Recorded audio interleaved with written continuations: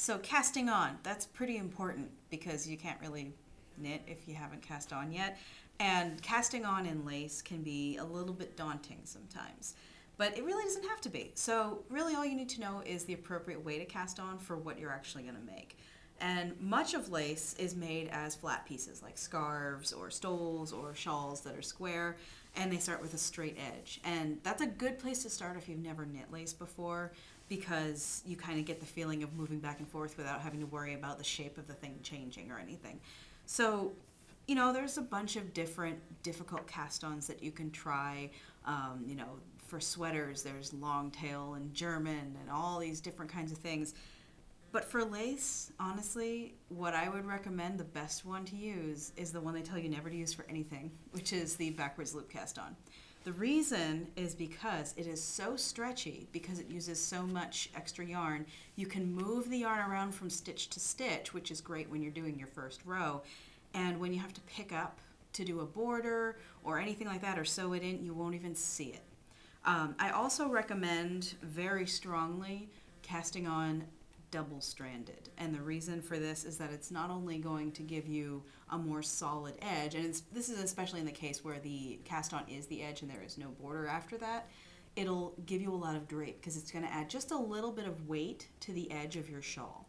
And likewise, casting off double-stranded is a really good idea too, because it's going to do the same thing. So if you are doing a border around your shawl and you've got that nice pretty filleted edge that is just so amazing, it's going to kind of stretch out of shape if it's really lightweight. So adding that extra layer of yarn, it's not going to be that noticeable, but it's sort of going to be like the crocheted edge on the Janet shawl here, where it maintains its shape a little better and it's more pronounced and obvious, and it also brings the fabric of the shawl down a little bit better so it drapes better. So we're going to start with the backwards loop cast on.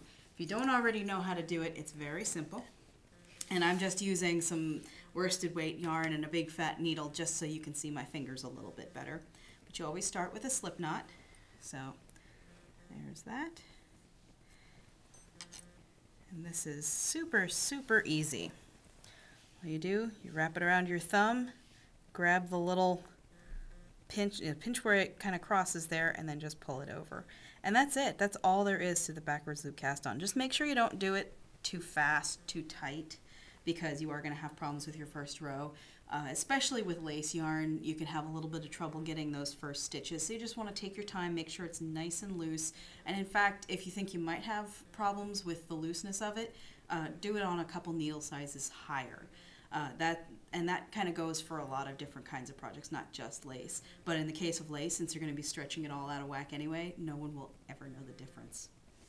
So the next one, and anytime you're doing a circular shawl from the center out, you'll probably see this is a circular cast on. It looks like a little belly button in the middle of your work here. So it actually kind of looks like one of those old macrame buttons from the 70s, which I think is kind of cool. They can be a little bit tricky, and I would highly recommend practice this one because it takes a little bit of getting used to, especially if you're not used to one of these. You're going to need a crochet hook that's just a little bit larger than the size you would normally need for the yarn. In this case, it's just the next size up. Now, there's a couple different ways to do a circular cast on. The one that I like best uses the crochet hook. There's another kind that's more of an invisible kind that is more like a long tail cast on, but you do it with the loop that you make.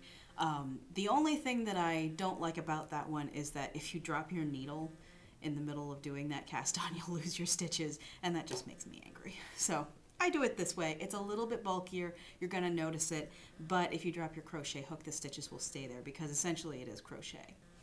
So when doing this kind of cast on, you want to start with the yarn tail, the end of it, hanging to the left. Bring a loop around your hand and in front of the other yarn there. So now this is going to be crocheting backwards. If you're used to crochet, this is going to go in the opposite direction, the direction of knitting.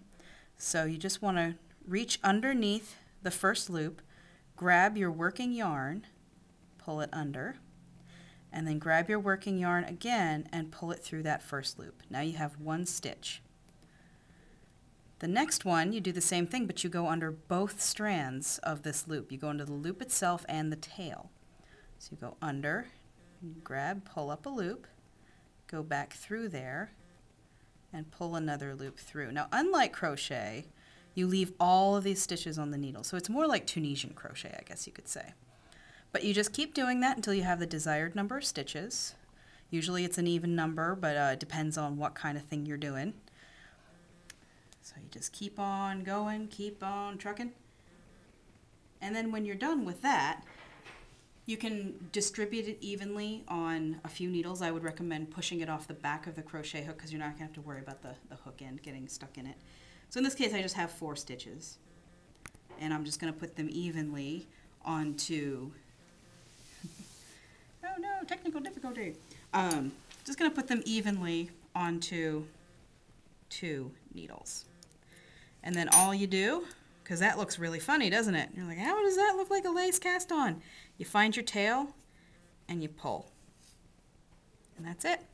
Cinches it up, and there you've got 4 stitches on the needles. Now, usually you'd probably cast on more than that, because if you're just casting on 4 stitches, you can easily cast on flat and just sort of work it like an I-cord and use the tail to cinch up the ends. So you'd usually be doing 8, 10, 12 stitches like this, and that's how you get that pretty little circle. And if you don't cinch it up all the way, you actually get an open center. And it's very strong because of the crochet stitches, so you don't have to worry about it falling apart or getting snagged on anything. Now, one thing you will have to do is while you're working, and especially when it's very small, you're going to have to tug that end a couple times, but you can always do that in finishing as well. Just give it a tug, make sure it's where you want it, and then weave the end in. So that is a circular cast on.